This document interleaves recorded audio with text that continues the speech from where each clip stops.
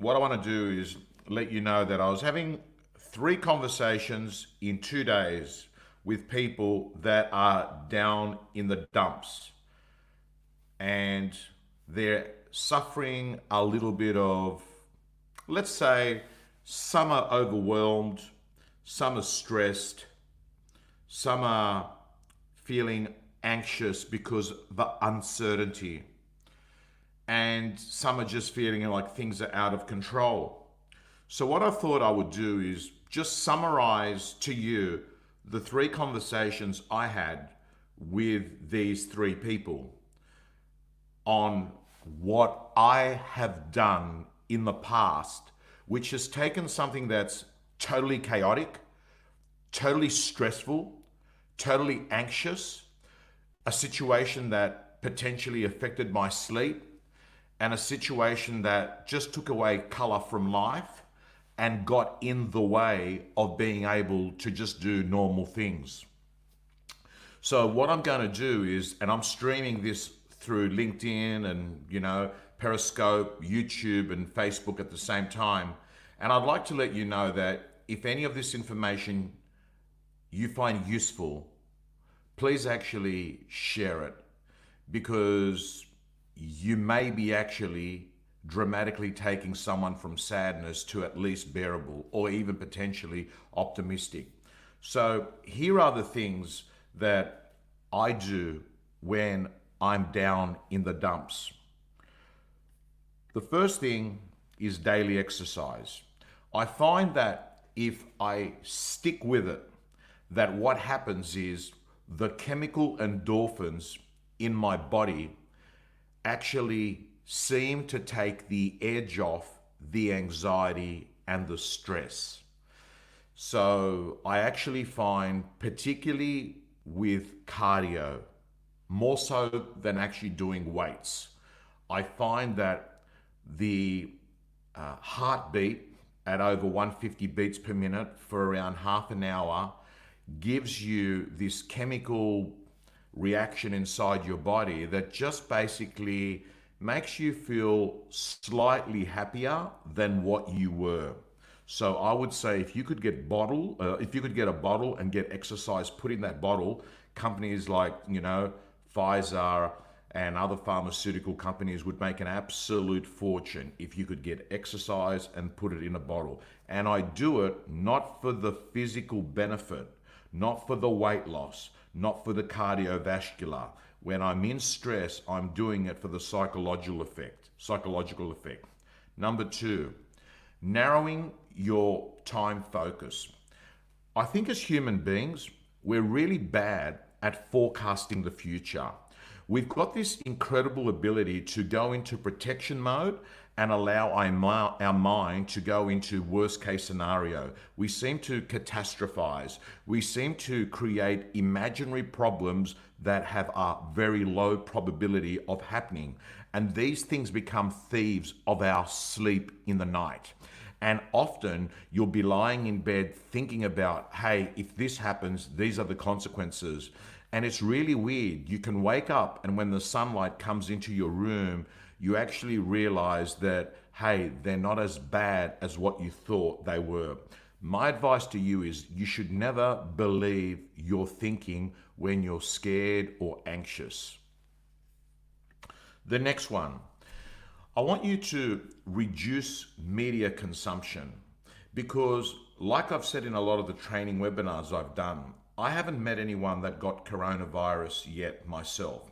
I'm sure that there could be people that don't live too far away from me that have got it, but I don't actually know anyone.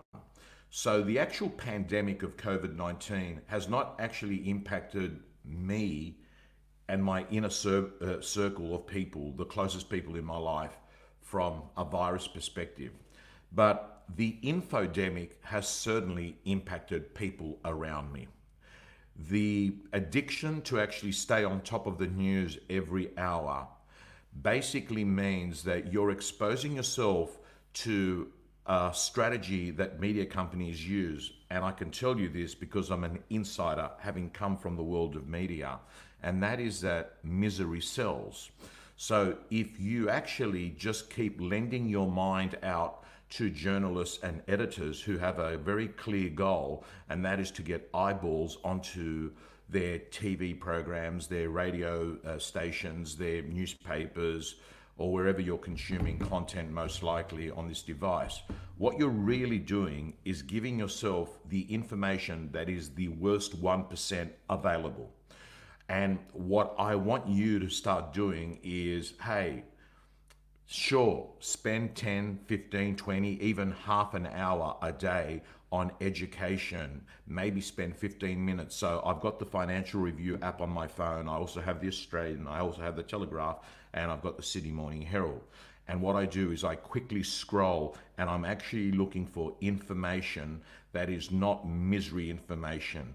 And what I do is ensure that I just get a basic start of the day of, what's actually happened that is useful to know, because I also need to know that everything that's actually written in there, most of it is actually not going to be useful. Just the awareness of that can actually have a profound impact. And what I want you to do is to replace your media consumption with other content, which I actually call positive content, which can be consumed by YouTube, of course, the Real Estate Gym, which is my little baby. And by the way, those of you that are here right now that are Real Estate Gym members, it is Josh Tesselin week next week.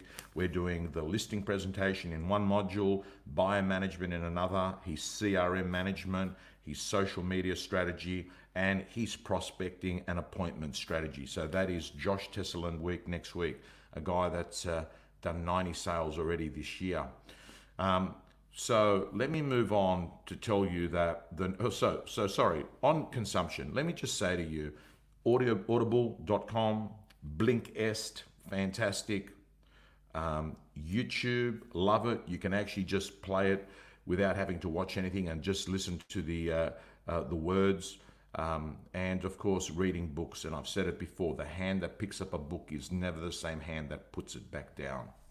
We move on to the next one, and that is when I feel in total chaos and anxiety. Can I just say to you that meditation or prayer, I actually put them in the same bucket. It's basically quietening the mind. It's actually turning the computer off. If you were thinking your head is a computer, it's just turning it off. And instead of having that round things thinking like it does in a computer, you just stop it and pause it. And I find it's extremely useful. I move on, and the next one is sleep. I can pretty much tell you, everything is amplified worse in your life when you're sleep deprived.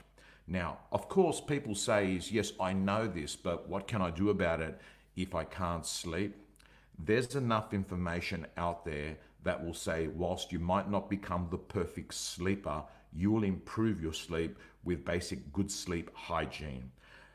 Some of these things are the reduction of alcohol, particularly late in the day, the elimination of caffeine after midday. I never have coffee after 12 o'clock.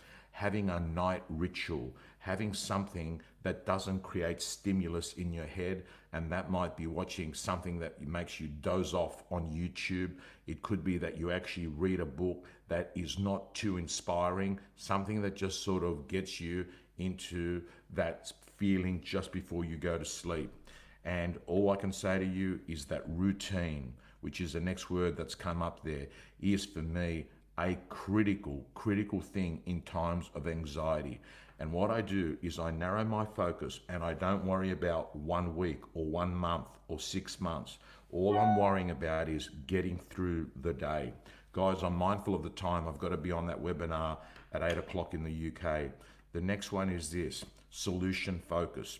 Whenever you've got a problem, challenge, call it what you like, understand most people spend 80% of their time in the problem. I've got to say to you, the solution won't come from the problem. You must move and change your level of thinking and participate in the solution. And I say that because you simply can't have a wound that heals if you keep picking on it. The next thing is the consumption of positive content. The consumption, like today, I was reading one of my favorite books again by Dr. Wayne Dyer, and he reminded me Tom, relax. Don't stress. There's nothing to worry about. Let go. You're half naked. You're already heading home. You're past the halfway mark in your life, and you're heading home to where you came from. There's nothing to stress about. You came with nothing, you're going with nothing. Get comfortable with uncertainty. You're going to die anyway. Let go of this addiction for certainty in your life. Profound. Anyway, guys and girls, I'm going to sign off here, and I'm letting you know, those of you that aren't in my real estate gym program, that hear about it all the time and all of a sudden say, you know what, maybe I should jump in and check it out. That's the URL. It has been changed. It's a new program, and it's a far more easier learning system to work with. And that's why we've had so many real estate gym members that had been on pause, actually not participating, that's jumped in. And our users have actually just skyrocketed in the amount of time they're using the program. Guys and girls, signing off.